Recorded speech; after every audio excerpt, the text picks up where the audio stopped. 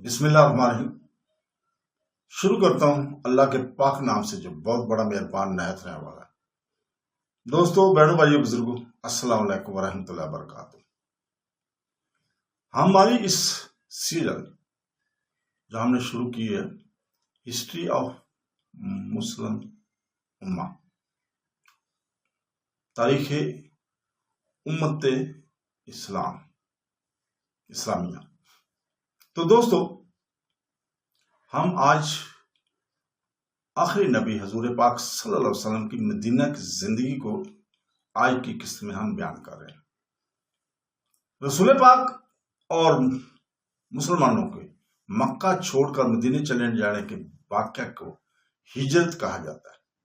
یہ ہجرت اسلامی تاریخ کا ایک اہم واقعہ اور ایک اہم موڑ ہے۔ اب مسلمانوں کو مدینہ میں ایک پناہ گاہ مل گئی اور ان کی مظلومیت، مصیبت اور بے بسی کے دن ختم ہو گئے تھے۔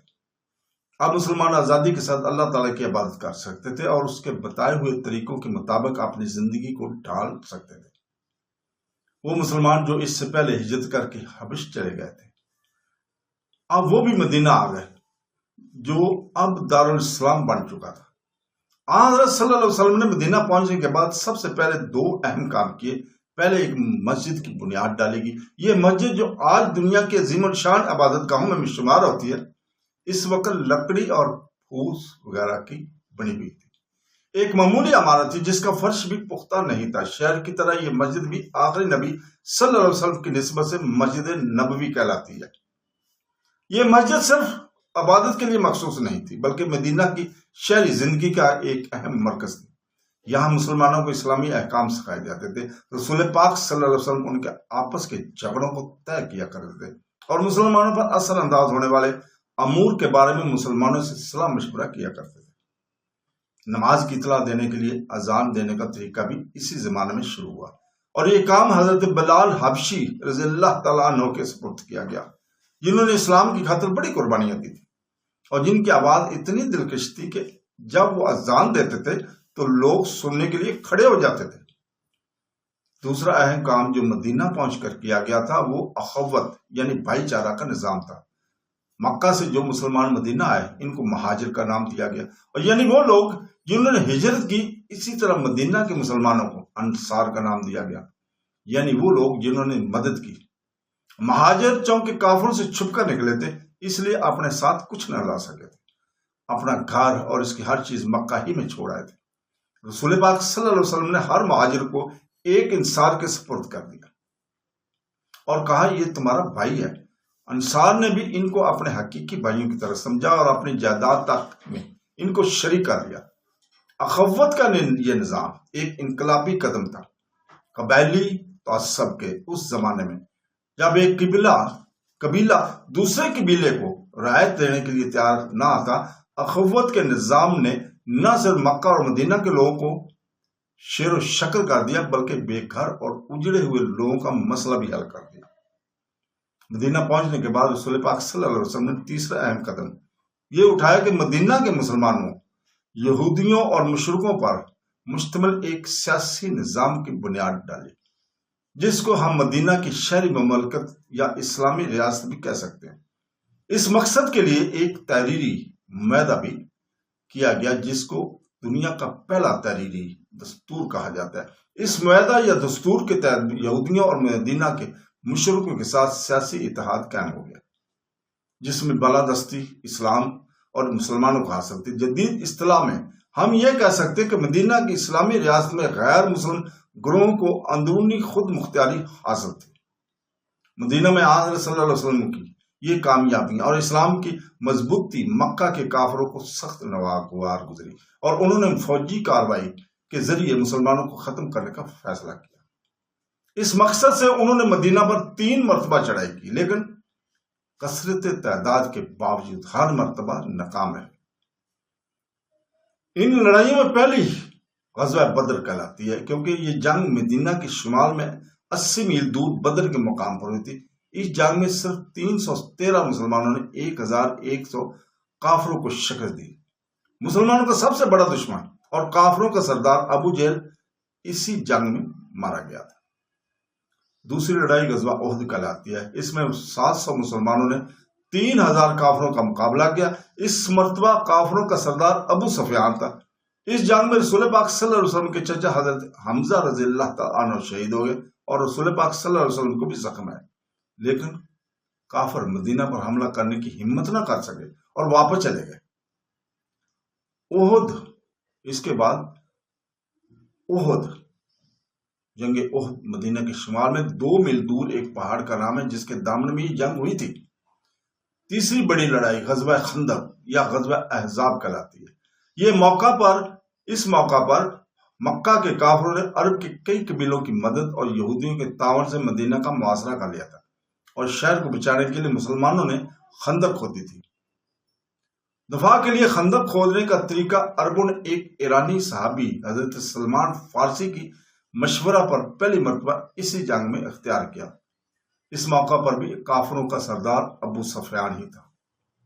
غزوہ احزاب کے بعد رسول پاک صلی اللہ علیہ وسلم نے حج کرنے کا ارادہ کیا۔ اب عرب میں پرانے زمانے سے یہ رواج چلا آتا تھا کہ حج کے زمانے میں لڑائیاں بند کر دی جاتی تھیں اور عرب کے ہر حصہ کے لوگ بغیر کسی پابندی کے حج کر سکتے تھے۔ لیکن جب حضرت صلی اللہ علیہ وسلم 1400 مسلمانوں کے ساتھ مکہ کی طرف روانہ ہوئے تو حدیبیہ کے مقام پر آپ کو اطلاع مل کہ کافر جنگ کی تیاری کر رہے ہیں اور وہ مسلمانوں کو مکہ میں داخل نہیں ہونے دیں گے۔ رسول پاک صلی اللہ علیہ وسلم نے مکہ والوں کو یقین دلایا کہ لڑنے کے لیے نہیں آئے ہیں بلکہ حج کرنا چاہتے ہیں، لیکن کافر اپنی ضد پر اڑے رہے اور مسلمانوں کو حج نہیں کرنے دیا۔ آخر کار مکہ کے کافروں اور مسلمانوں کے درمیان ایک معاہدہ ہو گیا جو صلح حدیبیہ کہلاتا ہے۔ اس معاہدہ کے تحت یہ طے پایا کہ مسلمان اس سال واپس چلے جائیں گے اور اگلے سال حج کے لیے آئیں۔ معاہدہ کے بعد شرطیں ایسی بھی تھیں جو بظاہر مسلمانوں کے لیے نقصان دہ تھیں، لیکن حضرت نبی کریم صلی اللہ علیہ وسلم نے امن اور صلح اور اس کے دور نتائج کی خاطر یہ شرطیں منظور کر لی تھیں۔ معاہدہ ہو جانے کے بعد مسلمان مدینہ واپس آ گئے۔ صلح حدیبیہ اگرچہ دب کر ہوئی تھی، لیکن اللہ تعالیٰ نے قرآن پاک میں اس کو فتح سے تبیر کیا اور نتیجہ کے اعتبار سے یہ واقعی فتح ثابت ہوئی۔ صلح سے پہلے مسلمان کافروں سے الگ تھلگ رہتے تھے اور اب صلح کے بعد دونوں میں میل جول شروع ہو گیا۔ مسلمانوں کے اخلاق اور نیک عمل سے متاثر ہو کر کافر کثرت سے مسلمان ہونے شروع ہو گئے۔ چنانچہ اگلے 2 سالوں میں جس کثرت سے لوگ مسلمان ہوئے تھے اتنے ہی سے ہی کبھی نہ ہوئے تھے۔ اس زمانے میں اسلام لانے والوں میں حضرت خالد بن ولید رضی اللہ تعالیٰ عنہ اور حضرت عمر بن عاص کے نام سب سے نمایاں، اور یہ دونوں بڑے اچھے سے سالار تھے اور انہوں نے اسلام قبول کرنے کے بعد حیرت انگیز جنگی کارنامے انجام دیے اور فتوحات حاصل کی۔ اسلام کا پیغام کسی ایک قوم یا علاقے کے لیے مخصوص نہیں ہے، یہ ایک بین الاقوامی پیغام ہے اور پوری بنی نوع انسان کے لیے ہے۔ جب مدینہ اور عرب کے مختلف حصوں میں اسلام کی بنیادیں مضبوط ہو گئی تو حضرت صلی اللہ علیہ وسلم نے ایران، روم اور مصر اور حبش کے بادشاہوں کو خطوط لکھے اور ان کو اسلام قبول کرنے کی دعوت دی۔ حبش کے بادشاہ نجاشی نے خط ملنے پر اسلام قبول کر لیا۔ روم کے بادشاہ ہرقل اور مصر کے رومی گورنر مقوقیس نے اسلام تو قبول نہیں کیا لیکن آپ کے بھیجے ہوئے قاصدوں کے ساتھ اچھا سلوک کیا۔ بعض مورخین کا خیال ہے کہ ہرقل کو آپ کے نبی ہونے کا یقین ہو گیا تھا اور وہ دل میں مسلمان ہو گیا تھا، لیکن عیسائی آبادی کے ڈر سے اپنے اسلام کا اعلان نہ کر سکا۔ اس کے برخلاف ایران کا بادشاہ خسرو پرویز بڑا مغرور ثابت ہوا۔ اس نے آپ کے بھیجے ہوئے خط کو پھاڑ کر ٹکڑے ٹکڑے کر دیا۔ حضرت صلی اللہ علیہ وسلم کو جب اس کی اطلاع ملی تو آپ نے فرمایا کہ خسرو کی سلطنت بھی اسی طرح ٹکڑے ٹکڑے ہو جائے گی۔ ہم اگلے صفحات میں، اگلی قسطوں میں ہم بیان کریں گے کہ حضرت صلی اللہ علیہ وسلم کی یہ پیشین گوئی کس طرح حرف بہ حرف صحیح ثابت ہوئی تھی۔ خیبر کے فتح کے واقعہ بھی صلح حدیبیہ کے بعد پیش آیا۔ ہم بیان کر چکے ہیں کہ اسلام سے پہلے مدینہ میں مشرک عربوں کے علاوہ یہودی قبیلے بھی آباد تھے۔ یہ یہودی اگرچہ ایک نبی کے ظہور کا انتظار کر رہے تھے لیکن وہ یہ امید کرتے تھے کہ آخری نبی یہودیوں میں ہوگا۔ جب ایسا نہیں ہوا تو سوائے چند ایک نیک دل یہودیوں کے باقی آبادی نے تمام نشانیوں کے باوجود آپ صلی اللہ علیہ وسلم کو نبی ماننے سے انکار کر دیا۔ حضرت صلی اللہ علیہ وسلم نے مدینہ پہنچ کر اگرچہ یہودیوں سے ایک معاہدہ کر لیا تھا اور ان کو اپنا حلیف بنا لیا تھا، لیکن مدینہ کے یہودی در بردار اسلام کو نقصان پہنچانے کی کوشش کرتے رہے۔ انہوں نے مکہ کے کافروں سے ساز باز کی اور رسول پاک کو شہید کرنے کی کوشش بھی کی۔ معاہدہ کی اس طرح خلاف ورزی کرنے کی وجہ سے حضرت صلی اللہ علیہ وسلم کو ان کے خلاف کارروائی کرنے پر مجبور ہونا پڑا۔ یہودیوں کی ایک تعداد قتل کر دی گئی اور باقی کو مدینہ سے نکال دیا گیا۔ اب یہ یہودی قبیلے مدینہ سے تقریباً 100 میل شمال میں خیبر کے نخستانوں میں آباد ہو گئے، جہاں کئی یہودی قبیلے پہلے سے آباد تھے اور انہوں نے بڑے بڑے قلعے بنا رکھے تھے۔ یہودیوں نے مدینہ سے نکلنے کے بعد بھی مسلمانوں کی مخالفت نہیں چھوڑی تھی اور مکہ کے کافروں سے مل کر مسلمانوں کے خلاف بدستور سازشیں کیا کرتے تھے۔ چنانچہ خندق کی لڑائی کے لیے عرب کے کافروں کو خیبر کے انہی یہودیوں نے تیار کیا تھا۔ یہودیوں کو اس خطرے کو دور کرنے کے لیے صلح حدیبیہ کے 1 سال بعد حضرت صلی اللہ علیہ وسلم نے خیبر کے یہودیوں کے خلاف کارروائی کی اور اس علاقے کو مدینہ کی اسلامی مملکت میں شامل کر لیا۔ خیبر کی اس لڑائی میں حضرت علی کرم اللہ وجہ نے یہودیوں کے سب سے بڑے بہادر اور سورما مرہب کو قتل کر کے اور ایک مضبوط قلعہ کو فتح کر کے بڑا نام پیدا کیا تھا۔ صلح حدیبیہ کے بعد ان مسلسل کامیابیوں کے نتیجے میں مسلمانوں کی تعداد بہت بڑھ گئی تھی اور وہ اس قابل ہو گئے تھے کہ مکہ کے کافروں سے دبنے کی بجائے ان کے خلاف کارروائی کر سکیں۔ چنانچہ صلح حدیبیہ کے 2 سال بعد جب مکہ کے لوگوں نے مسلمانوں سے کیا ہوا معاہدہ منسوخ کر دیا تو حضرت صلی اللہ علیہ وسلم 10,000 مسلمانوں کو لے کر فتح مکہ کرنے کے لیے روانہ ہو گئے۔ مسلمانوں کی اتنی بڑی تعداد میں دیکھ کر کافروں کے ہوش اڑ گئے اور انہوں نے شہر کو بغیر مقابلے کے مسلمانوں کے سپرد کر دیا۔ اس طرح رسول پاک صلی اللہ علیہ وسلم اور صحابہ کرام، جن کو 8 سال پہلے مکہ چھوڑنے پر مجبور ہونا پڑا تھا، فاتحانہ شان سے مکہ میں داخل ہو گئے۔ حضرت صلی اللہ علیہ وسلم نے خانہ کعبہ میں داخل ہو کر اس کے بتوں سے صاف کیا اور اسے پھر ایک اللہ تعالیٰ کی عبادت کے لیے مخصوص کر کے حضرت ابراہیم علیہ السلام کی روایات کو زندہ کر دیا۔ فتح مکہ کے بعد اگر آپ چاہتے تو ان کافروں کو سخت سزائیں دے سکتے تھے، جنہوں نے آپ کو اور مسلمانوں کو طرح طرح سے ستایا تھا، لیکن رسول پاک صلی اللہ علیہ وسلم نے کسی کو کوئی سزا نہیں دی اور عام معافی کا اعلان کر دیا، حتیٰ کہ اس حبشی کو بھی معاف کر دیا جس نے آپ صلی اللہ علیہ وسلم کے چچا حضرت حمزہ رضی اللہ تعالیٰ عنہ کو احد کی جنگ میں شہید کر دیا تھا، اور اپنے سب سے بڑے دشمن ابو سفیان اور ان کی بیوی ہندا کو بھی معاف کر دیا۔ یہ ہندا وہ عورت تھی جس نے حضرت حمزہ رضی اللہ تعالیٰ عنہ کی لاش کو چیڑ پھاڑ کر اس کا کلیجہ اپنے دانتوں سے چبایا تھا۔ مکہ کی یہ پرامن فتح نہ صرف تاریخ اسلام بلکہ تاریخ عالم کا ایک زرعی باب ہے۔ تاریخ نے اس سے پہلے کبھی کسی ایسے فاتح کو نہیں دیکھا تھا جو دشمنوں پر فتح حاصل کرنے کے بعد ان کو اس طرح معاف کر دے اور ان کے لیے کیے ہوئے ظلم اور صدم کی سزا نہ دے۔ آپ صلی اللہ علیہ وسلم کے اس حسن سلوک کا نتیجہ یہ نکلا کہ قریش کے سردار ابو سفیان اور اس کی بیوی ہندا اسلام کی صداقت کے آگے سر جھکانے پر مجبور ہو گئے اور وہ دونوں نے اسلام قبول کر لیا۔ ہندا مسلمان ہونے کے بعد کہا کرتی تھی کہ مسلمان ہونے سے پہلے محمد صلی اللہ علیہ وسلم سے زیادہ کسی سے نفرت نہیں تھی، اور اب وہ محمد صلی اللہ علیہ وسلم سے زیادہ محبوب میرے لیے کوئی نہیں۔ رسول پاک صلی اللہ علیہ وسلم مکہ میں کچھ دن رہنے اور ضروری کاروائیاں کرنے کے بعد مدینہ واپس آ گئے۔ آپ نے مکہ میں پھر رہائش اختیار نہیں کی، کیونکہ آپ صلی اللہ علیہ وسلم مدینہ کے انصار سے یہ عہد کر چکے تھے کہ وہ انصار کا ساتھ کبھی نہیں چھوڑیں گے۔ مکہ پر مسلمانوں کا قبضہ اسلام کی تاریخ میں ایک اہم موڑ کی حیثیت رکھتا ہے۔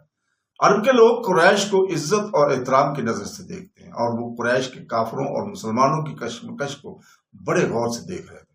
جب انہوں نے دیکھا کہ مسلمان اس جنگ میں غالب آ گئے اور مکہ کے قریش ہار گئے تو ان کو اسلام کی صداقت کا یقین ہو گیا۔ عرب کے ہر حصے سے قبیلوں کے سردار اور عوام و خاص مدینہ آ کر اسلام قبول کرنے لگے اور 2 سال کے عرصہ میں سارا عرب مسلمان ہو گیا۔ 23 سال پہلے سارا ملک رسول پاک صلی اللہ علیہ وسلم کا دشمن تھا، یا اب آپ عرب جیسے بڑے ملک کے حکمران تھے جو رقبہ میں پاکستان سے کئی گنا بڑا اور ہندوستان کے برابر ہے۔ اس وقت 10 ہجری میں یعنی فتح مکہ کے 2 سال بعد اور مدینہ آنے کے 10 سال بعد رسول پاک صلی اللہ علیہ وسلم نے حج کرنے کا ارادہ کیا۔ مسلمانوں کو جب آپ کے اس ارادے کا پتہ چلا تو عرب کے ہر حصے سے مدینہ پہنچنا شروع ہو گئے تاکہ رسول پاک صلی اللہ علیہ وسلم کے ساتھ حج کرنے کی سعادت حاصل کر سکے۔ اندازہ ہے کہ اس موقع پر 1 لاکھ سے زیادہ مسلمانوں نے اس وقت حج کیا تھا۔ حج کے موقع پر حضور پاک صلی اللہ علیہ وسلم نے ایک تقریر کی جو خطبہ حجۃ الوداع کے نام سے مشہور ہے۔ یہ خطبہ انسانی حقوق کی تاریخ میں بڑی اہمیت رکھتا ہے۔ آپ نے فرمایا کہ آج عہد جاہلیت کے تمام دستور اور طور طریقے ختم کر دیے گئے۔ اللہ تعالیٰ ایک ہے اور تمام انسان آدم علیہ السلام کی اولاد ہے اور وہ سب برابر ہیں۔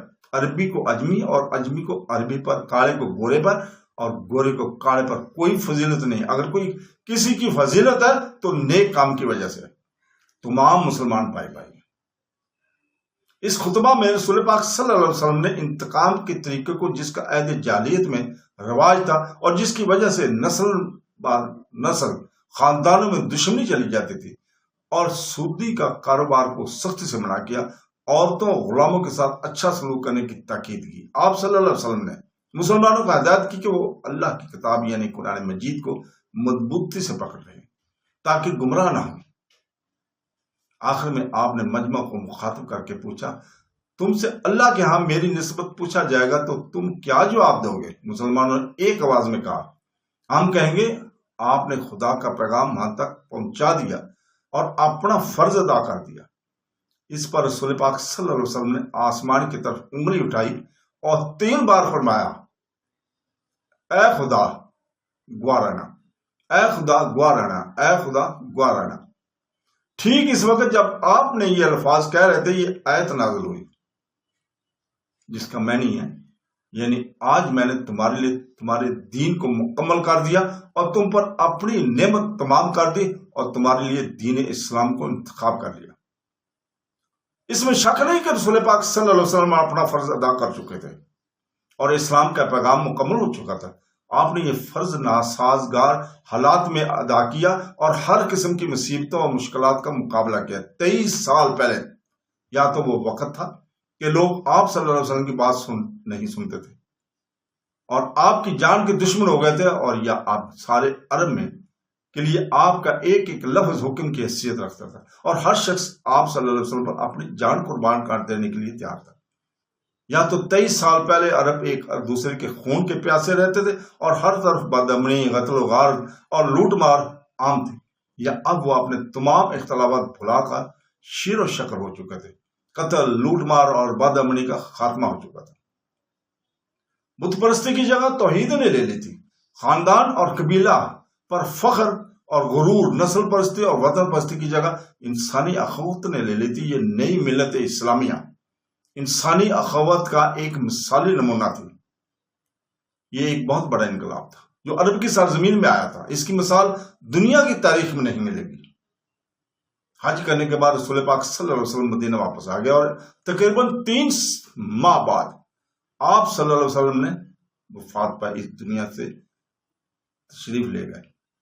مسجد نبوی کے ساتھ جس کمرے میں آپ رہا کرتے تھے، اسی میں ان کو دفنایا گیا۔ یہ ہجرت کا 11واں سال تھا، ربیع الاول کی 12 تاریخ اور دن پیر کا تھا۔ آپ کی عمر اس وقت 63 سال تھی۔ آج صلی اللہ علیہ وسلم نے 23 سال تک اسلام کی تبلیغ کی، 13 سال مکہ میں اور 10 سال مدینہ میں۔ مکہ میں آپ کو قدم قدم پر تکلیفوں اور مصیبتوں کا سامنا کرنا پڑا، لیکن آپ نے بے مثال ثابت قدمی سے ان تمام مشکلات کا مقابلہ کیا، اپنی جان خطرہ میں ڈال دی، لیکن باطل کے آگے سر نہیں جھکایا اور اپنی دعوت جاری رکھی۔ مدینہ پہنچنے کے بعد جب مصیبتوں کا زمانہ ختم ہو گیا اور وہ وقت بھی آ گیا جب آپ پورے عرب کے حکمران بن گئے، تو آپ صلی اللہ علیہ وسلم کی زندگی میں کوئی فرق نہیں آیا۔ اب اگر آپ صلی اللہ علیہ وسلم چاہتے تو ایک بادشاہ کی طرح زندگی گزار سکتے تھے، لیکن آپ صلی اللہ علیہ وسلم نے ایسا نہیں کیا۔ مدینہ پہنچ کر بھی عام مسلمانوں کی طرح سادہ زندگی گزاری، نہ محل بنایا، نہ نوکر غلام رکھے۔ آخر وقت تک آپ صلی اللہ علیہ وسلم ایک ایسے مکان میں رہتے تھے جو ایک جھونپڑے سے زیادہ نہیں تھا، زمین پر سو جاتے تھے، اور یہ ایسی چارپائی پر جس پر بعض اوقات بستر تک نہیں ہوتا تھا۔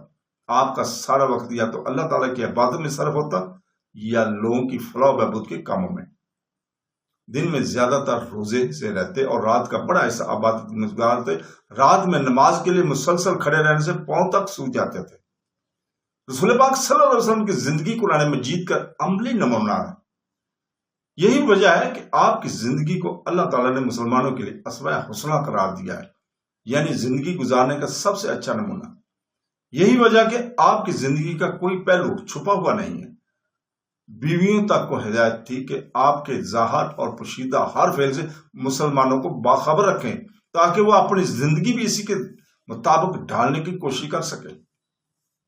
یہی وجہ ہے کہ اچھے اور سچے مسلمان ہر زمانے میں اور ہر دور میں آپ صلی اللہ علیہ وسلم کے نقش قدم پر چلنے کی کوشش کرتے ہیں، اور یہ بات تاریخ عالم میں کسی دوسرے انسان کو نصیب نہیں ہو سکی۔ یہ آپ کی زندگی کا ایک ایسے پہلو ہے جس سے نہ صرف آپ کی عظمت ظاہر ہوتی ہے بلکہ صداقت بھی۔ رسول پاک صلی اللہ علیہ وسلم نے کبھی کسی کو ایسا کام کرنے کا حکم نہیں دیا جس کو آپ خود نہ کرتے تھے۔ پہلے آپ خود عمل کرتے تھے اور اس کے بعد دوسروں کو عمل کرنے کی ہدایات کیا کرتے تھے۔ طبیعت میں بے انتہا رحم دل تھے، جنگوں میں حصہ لیا لیکن آپ اپنے ہاتھ سے کبھی کسی کو قتل نہیں کیا۔ خوش مزاج اور ہنس مکھ تھے، کبھی کسی پر غصہ نہیں ہوتے تھے، بچوں سے خاص طور پر بہت پیار کیا کرتے تھے۔ آپ کے سامنے امیر اور غریب سب برابر تھے، اور ایک غریب بڑھیا کی بات بھی آپ صلی اللہ علیہ وسلم اس توجہ سے سنتے تھے جس توجہ سے بڑے بڑے سرداروں کی بات سنتے تھے۔ اسلام میں نیک عمل کے لیے دنیا ترک کرنا ضروری نہیں ہے، جیسا کہ بدھ مت، عیسائیت اور ہندو مذہب میں ہے، اور جس کی وجہ سے رباہیانیت کو ترقی ہوئی۔ ایک راہب دنیا کی ذمہ داریوں سے بچتا ہے اور نیکی کی تلاش میں جنگلوں اور ویرانوں کا رخ کرتا ہے۔ شادی کرنا اس کے نزدیک نفس پرستی کی شکل ہے۔ رسول پاک صلی اللہ علیہ وسلم نے اس طرز عمل کو غلط قرار دیا۔ آپ نے بتایا کہ نیک عمل اور دنیا کی زندگی کا ایک دوسرے سے قریبی تعلق ہے۔ اگر ہم دنیا کے کام سے اس طرح کریں کہ خدا کی رضا حاصل ہو تو وہ نیکی ہے، اور اگر ہم یہی کام اس طرح کر لیں کہ خدا ناراض ہو تو وہ بدی ہے۔ شادی، بیاہ اور خاندانی زندگی گزارنا ایک صحت مند معاشرے کے لیے ضروری ہے، اور بیوی اور بچوں کے فرائض ادا کرنا بھی نیکی ہے۔ چنانچہ آپ صلی اللہ علیہ وسلم نے اپنی زندگی میں کئی شادیاں کی۔ جب تک حضرت خدیجہ رضی اللہ تعالیٰ عنہ زندہ رہیں آپ نے کوئی شادی نہیں کی، لیکن ان کی وفات کے بعد مدینہ میں کئی شادیاں کی، جن میں حضرت عائشہ رضی اللہ تعالیٰ کے علاوہ باقی تمام بیوہ خواتین تھیں۔ آپ کی بیویوں کی مہات ام المومنین یعنی امہات مومنین کا نام یہ ہے: حضرت خدیجہ رضی اللہ تعالیٰ عنہ، دوسرے نمبر پہ حضرت سودا رضی اللہ تعالیٰ عنہ، تیسرے پہ حضرت عائشہ رضی اللہ تعالیٰ عنہ، چوتھے پہ حضرت حفصہ رضی اللہ تعالیٰ عنہ، اور حضرت عمر رضی اللہ تعالیٰ کی صاحبزادی تھی حضرت حفصہ، اور سن 45 ہجری میں وفات پائی۔ حضرت زینب رضی اللہ تعالیٰ عنہ جو فقیروں اور مسکینوں کی مدد کرنے کی وجہ سے ام المساکین کہلاتی ہیں، شادی کے 2-3 ماہ بعد 3 ہجری میں انتقال ہو گیا تھا۔ نمبر 6 پہ حضرت ام سلمہ رضی اللہ تعالیٰ عنہ اور حضرت زینب رضی اللہ تعالیٰ بنت حبش مطفی، اور 8 پر حضرت جوریرہ، اور 9 پہ حضرت ام حبیبہ، حضرت مؤمنہ مطفی 10ویں نمبر پہ، اور 11ویں نمبر پر حضرت صفیہ مطفی 50 ہجری۔ مسلمانوں کی مائیں قرار دیا گیا ہے ان کو، امت المسلمین۔ بعض غیر مسلم مورخین نے اتنی شادیاں کرنے پر طرح طرح کے اعتراض کیے ہیں اور آپ کے اس فعل کو نعوذ باللہ نفس پرستی اور عیاشی سے تعبیر کیا، لیکن یہ اعتراضات ان مورخین کی تنگ نظری اور بد نیتی کو ظاہر کرتے ہیں جو موجودہ دور میں سے پہلے ایک سے زیادہ شادی کرنے کی کبھی عیب نہیں سمجھا گیا، اور اسلام میں ایک سے زیادہ شادی کی اجازت دی گئی ہے۔ رسول پاک صلی اللہ علیہ وسلم نے مختلف مصالحتوں کے تحت ایک سے زیادہ شادیاں کی تھیں۔ ایک انسان جو دن کے روزے رکھتا اور رات کو بیشتر حصہ عبادت میں گزارتا، جو شراب اور کباب سے پرہیز کرتا، جس کی زندگی میں موسیقی اور رقص اور سرور کو دخل نہ ہو، اور جس کی غذا روکھے سوکھے کھانوں پر مشتمل ہو، اس پر نفس پرستی کا الزام لگانا حق و صداقت کا خون کرنا ہے۔ محمد المومنین ام المومنین میں حضرت خدیجہ رضی اللہ تعالیٰ کے بعد سب سے زیادہ شہرت حضرت عائشہ رضی اللہ تعالیٰ عنہ کو حاصل ہوئی۔ وہ علمی حیثیت سے بہت بلند مرتبہ رکھتی تھی، اور رسول پاک صلی اللہ علیہ وسلم کی زندگی کے حالات اور آپ کی حدیث کا بہت بڑا حصہ ہمیں حضرت عائشہ رضی اللہ تعالیٰ کے ذریعے ہی پہنچا۔ آپ کی وفات 57 ہجری میں ہوئی۔ ان ازواج محترات کے علاوہ ایک حضرت ماریہ قبطیہ رضی اللہ تعالیٰ عنہ تھی، جن کو والی مصر نے بطور لونڈی آپ کی خدمت میں بھیجا تھا۔ رسول پاک صلی اللہ علیہ وسلم 4 لڑکیوں اور 2 بیٹوں کے باپ تھے۔ چاروں لڑکیاں حضرت آپ کی صاحبزادے کے نام یہ ہیں چاروں کے۔ نمبر 1 حضرت زینب رضی اللہ تعالیٰ عنہ سب سے بڑی صاحبزادی تھی۔ حضور کی زندگی ہی میں 8 ہجری میں انتقال ہو گیا تھا ان کا۔ ان کی شادی خالہ زاد بھائی ابو العاص سے ہوئی تھی۔ نمبر 2 پہ حضرت رقیہ، آپ رضی اللہ تعالیٰ کے 2 ہجری میں انتقال ہوا۔ نمبر 3 پہ حضرت ام کلثوم حضرت رقیہ سے چھوٹی تھی، 9 ہجری میں انتقال ہوا ان کا۔ خدیجہ رضی اللہ تعالیٰ عنہ سے پیدا ہوئی تھی۔ ایک صاحبزادے قاسم نبوت سے پہلے پیدا ہوئے لیکن بچپن میں انتقال کر گئے تھے۔ دوسرے صاحبزادے ابراہیم 8 ہجری میں ماریہ قبطیہ سے پیدا ہوئے، لیکن ان کا بھی 2.25 مہینے کی عمر میں انتقال ہو گیا تھا۔ اسلامی تعلیمات کا پہلا اور سب سے بڑا ماخذ قرآن پاک ہے، جو قیامت تک مسلمانوں کے لیے کتاب ہدایت ہے۔ یہ اللہ تعالیٰ کا کلام ہے جو حضرت جبرائیل علیہ السلام کے ذریعے اور وحی کی شکل میں حضور پاک صلی اللہ علیہ وسلم پر نازل ہوا۔ قرآن پاک کا انداز بیان رسول پاک صلی اللہ علیہ وسلم کے خطبوں اور حدیث سے مکمل بالکل مختلف ہے، اور یہ اس بات کا ثبوت ہے کہ قرآن پاک رسول پاک صلی اللہ علیہ وسلم کا کلام نہیں، جیسے کہ بعض غیر مسلم سمجھتے ہیں۔ قرآن پاک کا انداز کلام اپنی مثال آپ ہے، اور قرآن میں پاک میں دعویٰ کیا گیا کہ کوئی انسان ایک آیت بھی ایسی نہیں لکھ سکتا جو قرآن کے طرز بیان کا مقابلہ کر سکے۔ نمبر 4 پہ حضرت فاطمہ الزہرا، رسول پاک کی سب سے چھوٹی صاحبزادی، چونکہ سب سے چھوٹی تھی اور ان کے علاوہ سب اولادیں حضرت صلی اللہ علیہ وسلم کی زندگی میں انتقال کر گئی تھی، اس لیے آپ صلی اللہ علیہ وسلم حضرت فاطمہ الزہرا سے بہت محبت کر رہے تھے۔ حضرت فاطمہ الزہرا کی شادی حضرت علی کرم اللہ وجہ سے ہوئی، جو رسول پاک کے چچا زاد بھائی تھے۔ رسول پاک کے 6 ماہ بعد حضرت فاطمہ الزہرا کا بھی انتقال ہو گیا تھا۔ حضرت رقیہ کی اولاد نہیں ہوئی۔ حضرت زینب اور حضرت ام کلثوم کی اولاد ہوئی، لیکن یا تو وہ بچپن میں چل بسی یا ان کی نسل نہیں چلی۔ حضرت فاطمہ رضی اللہ تعالیٰ کے 3 لڑکے اور 2 لڑکیاں ہوئیں۔ ان میں حضرت حسن رضی اللہ تعالیٰ اور حضرت حسین رضی اللہ تعالیٰ آپ کے وہ خوش قسمت صاحبزادے ہیں جن کی نسل آج تک چلی آ رہی ہے۔ قرآن پاک نے یہ چیلنج ان عربوں کو دیا تھا جو اپنی زبان دانی کے سامنے کسی کو خطر میں نہیں لاتے تھے، لیکن بڑے سے بڑا زبان دان عرب بھی اس چیلنج کو قبول نہیں کر سکا۔ رسول پاک صلی اللہ علیہ وسلم جب کفار کے سامنے قرآنی آیت پڑھتے تھے تو وہ اتنی اثر انداز ہوتے تھے کہ لوگ مسحور ہو جاتے تھے اور ان آیات کو سحر اور جادو سمجھتے تھے۔ آج بھی قرآن پاک عربی جاننے والوں کے لیے وہی اثر رکھتا ہے جو پڑھنے اور سننے والوں کو یہ محسوس ہوتا ہے کہ کوئی چیز عقل و فکر کی تسخیر کرتی ہوئی قلب اور جگر تک اترتی چلی جا رہی ہے۔ قرآن پاک کی پہلی آیت غار حرا میں اتری تھی، اور آخری حجۃ الوداع کے بعد آج قرآن پاک جس شکل میں یہ ٹھیک وہی شکل ہے جو رسول پاک صلی اللہ علیہ وسلم کے زمانے میں تھی۔ اگرچہ قرآن پاک اس وقت کتابی شکل میں مرتب نہیں ہوا تھا، لیکن اس کی صورتوں کی ترتیب یہی تھی، اور بے شمار مسلمانوں نے رسول پاک کی زندگی ہی میں پورے قرآن پاک کو حفظ کر لیا تھا۔ قرآن مجید کی حفاظت کی ذمہ داری خود اللہ تعالیٰ نے اپنے ذمہ لی ہوئی ہے۔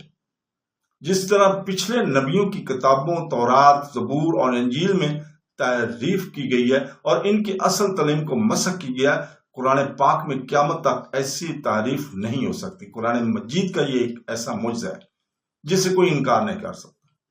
قرآن پاک کو نازل ہوئے آج تقریباً 1400 سال سے بھی زیادہ عرصہ کا وقت گزر گیا، لیکن اس میں ایک لفظ تو کیا ایک حرف کو بھی تبدیلی نہیں ہوئی ہے۔ اسلامی تعلیمات اور اسلامی قانون کا دوسرا ماخذ سنت رسول صلی اللہ علیہ وسلم ہے، یعنی رسول پاک صلی اللہ علیہ وسلم کی ہدایت اور عمل۔ रसूल पाक सल्लल्लाहु अलैहि वसल्लम के हदीस का कोई मुकम्मल मजमूआ आपकी जिंदगी में मरतब नहीं हुआ था, इसलिए कि ना तो इस जमाने में किताबें लिखने का रवाज था और ना मुसलमान इसकी जरूरत महसूस करते थे, क्योंकि रसूल पाक सल्लल्लाहु अलैहि वसल्लम की जात हर वक्त इनके दरमियान रहते थे। इसके बावजूद आपकी मौजूदगी ही में कई सहाबा ने कई मुख्तसर मजमूए लिखे रखे, लेकिन चूंकि हदीस कुरान पाक की तालीमात और अहकाम की तशरीह और तज़ीह का सबसे मुस्तनद जरिया है और इस्लामी तालीमात किताब और सुन्नत की रोशनी ही में पूरी तरह समझी जा सकते हैं, इसलिए जैसा कि हम आगे बयान करेंगे, बाद में हदीस के को किताबी शक्ल में मुरतब करने की जरूरत महसूस की गई और इसके कई मुस्तनद मजमूए तैयार हुए। तो दोस्तों, आज हम इसके साथ ही इजाजत चाहेंगे और हम अगली किस्त में हज़रत सल्लल्लाहु अलैहि वसल्लम की जिंदगी के अहम वाक़यात को बयान करेंगे। तो दोस्तों, अल्लाह हाफ़िज़।